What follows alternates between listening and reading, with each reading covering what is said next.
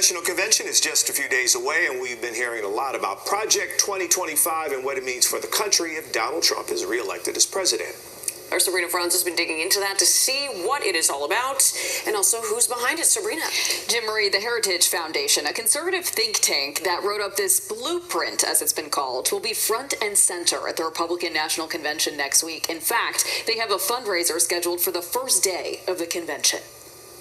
Project 2025, a 900-page book that lays out recommendations for the next conservative administration. Some people have called it a blueprint for Trump's possible second term. How would you define it? It's called Project 2025. It's clearly designed to be a blueprint for President Trump were he to win election. We asked expert Stephen Maynard Caliendo about the Presidential Personnel Database, a branch of the Project 2025 transition project designed to be a LinkedIn-style list of people pre-approved to serve in the next administration.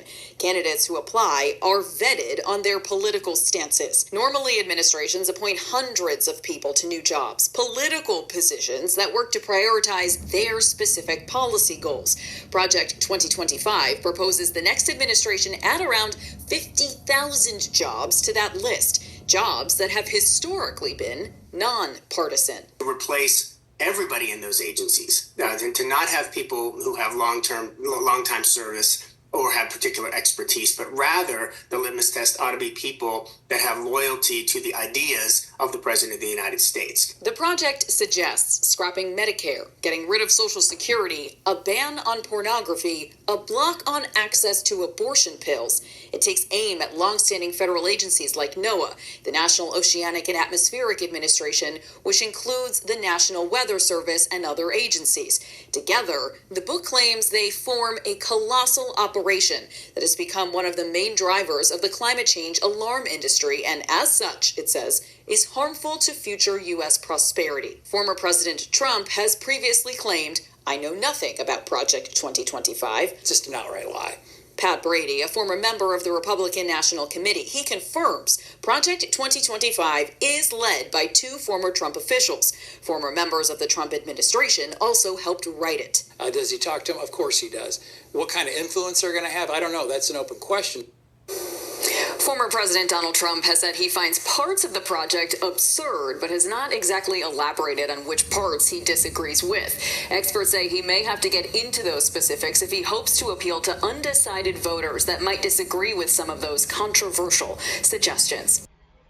Okay, so you see where they're going with this, right? That is total fear tactics for black people. Completely. They're talking about the democracy being lost, but that's supposed to scare us.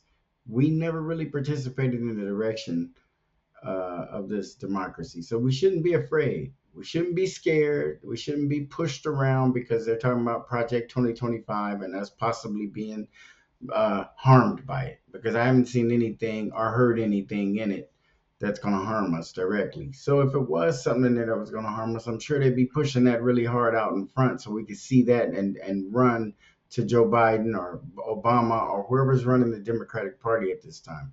I don't care right now what's going on with that civil war that they're talking of between the Democrats, and I don't really care what's going on in this election. What I really am concerned and trying to be laser focused on is that one of these candidates sits down and negotiates something for us.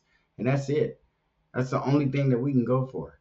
And I just want to give a little shout out to Cornel West. You are still in this race, sir, and I hope that in some way we're all able to work together for the greater goal, because I know that ultimately you're going where we're going, and hopefully we can get together and get one of these guys, possibly put you in a cabinet or something. But just a quick shout out to Cornel West, you guys. All right, we'll see you on the next episode.